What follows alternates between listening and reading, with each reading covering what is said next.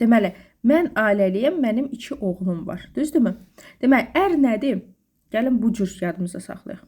Muş. Deməli, ərdəyəm sözü gedəcək. Düzdür? Ərdəyəm deyiriksə, ərin arxasındayım. Düzdürmü? Əgər nəsə, nəyinsə arxasındadırsa, avtomatik burada za qoşması istifadə olunacaq. Düzdürmü? Ona görə də mən ərdəyəm, mən ailəliyəm. Necə deyəcəksiniz? Я замужем. Я замужем. Düzdürmü? Я замужем. Mən ərdəyəm. Я замужем. Mənim 2 oğlum var. Necə oldu? Bayaq dedik. Отлично. Сына. Yox, 2 sına. Bunun da 2 variantı var. Ya deyəcəksiniz ki, у меня 2 sına, ya da deyəcəksiniz ki, у меня 2 сыновей. İkisini də eşidəcəksiniz. У меня 2 sına, ya da ki, у меня 2 детей. O da prosta hallanır. Угу.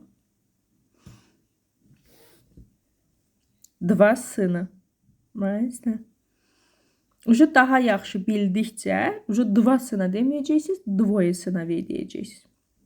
Və yaxud başqalarından eşitsəz, уже biləcəksiniz ki, o nə deyir. Düzdürmü? Sonra, deməli, bu mənim oğullarımdır. Necə deyəcəksiniz? Bax, belə bir tip cümlələri çalışın, ismi fikirləşin, sonra cümlə qurun. Nə demək istəyirəm? Bu mənim oğullarımdır demək istəyirsiniz, düzdürmü?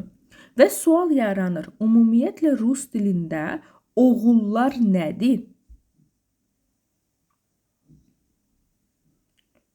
Sınavya, düzdürmü? Sın oğuldur, sınavya oğullar. Oğullar. Eta, indi, yox, ümumiyyətlə lazımdır. Mənim oğullarımdır, düzdür? Necə məsəl üçün deyirəm ki, bu mənim ruçkamdır. Fikirləşirəm, ruçka qadın cinsindədir, mən deyirəm maya ruçka. Düzdürmü? O kişi də belə deyəcək, qadın da deyəcək, fərq eləmir. Burada da indi fikirləşin, bu mənim oğullarımdır. Deməli, oğullar cəm haldadır, düzdürmü? Əgər oğullar cəm haldadırsa, deməli, mənim yiyəli əvəzliyim də cəm halda olacaq. O səbəbdən də mən deyəcəm, это мои сыновья. Это мои сыновья. Qoy onu yazım sizə. Baxın WhatsApp-nıza.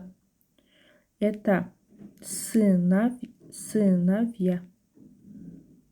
Bax, bu cür yazılır. Sınavya. Yəni, əgər cümlənizdə isim varsa, ilk öncə də o isimi tapırsınız, hansı cinsdə olduğunu müəyyən edirsiniz, onda səhvsiz cümlə quracaqsınız.